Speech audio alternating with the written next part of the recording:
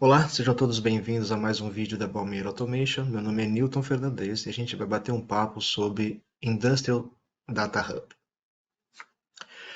Transformação digital na indústria é um conceito extremamente amplo que implica em muitas tecnologias e muitas vertentes diferentes. Hoje nós vamos conversar especificamente sobre uma delas, o Industrial Data Hub.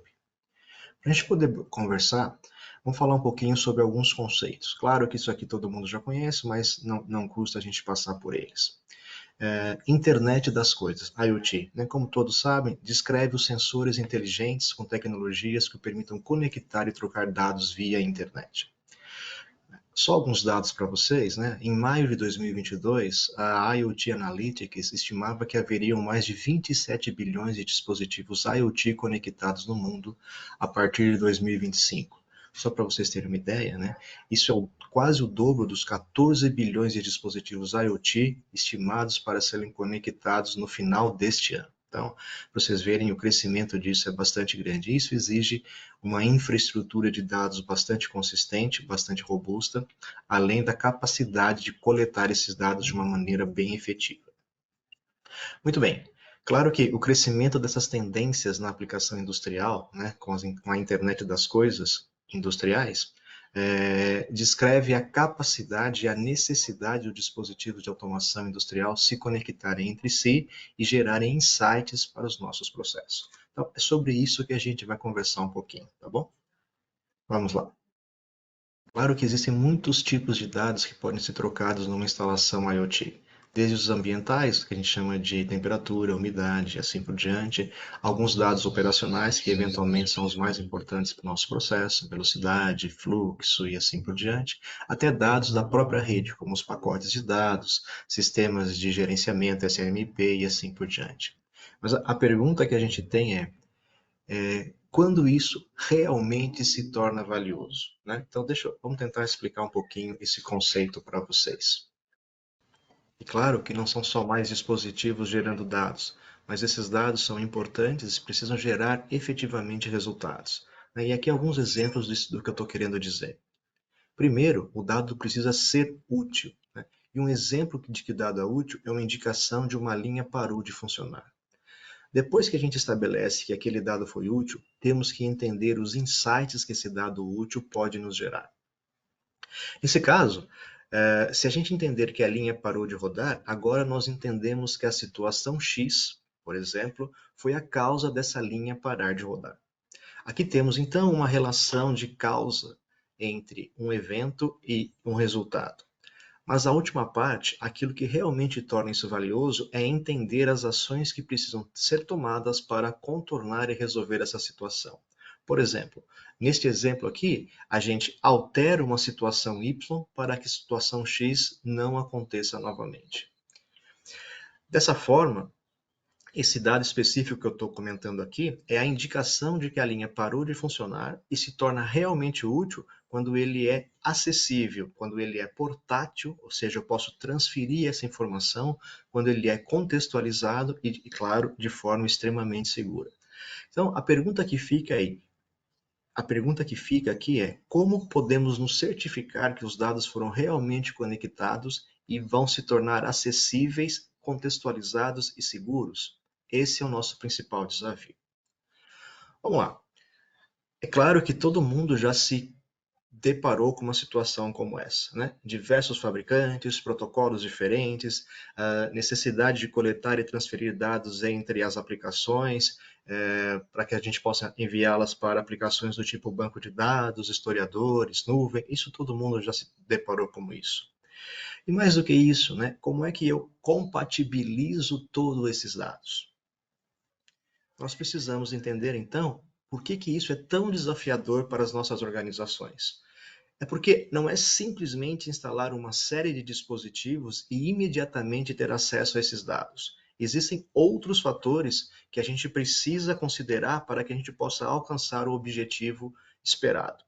Para que a gente possa entender isso, primeiro temos que entender o fato de que os dados são completamente heterogêneos.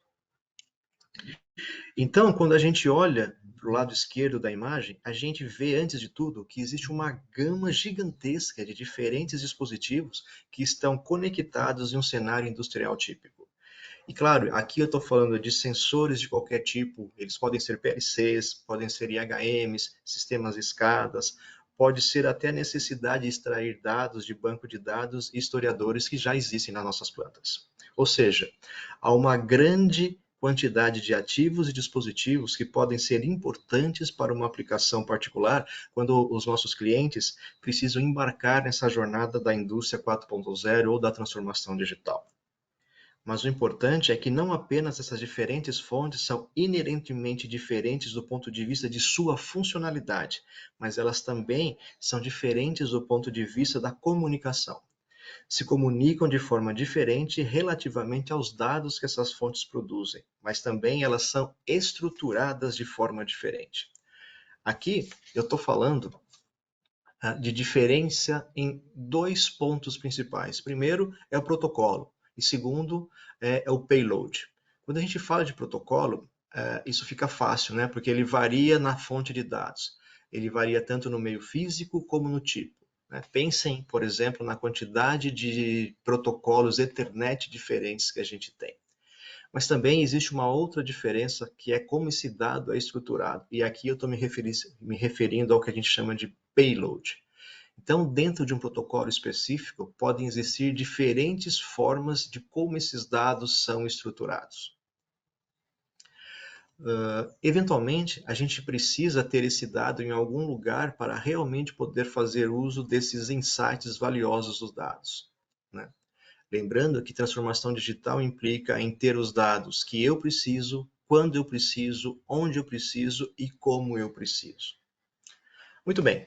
Então, é necessário garantir que o dado que está sendo coletado seja realmente consumível pelo destino eventual do dado.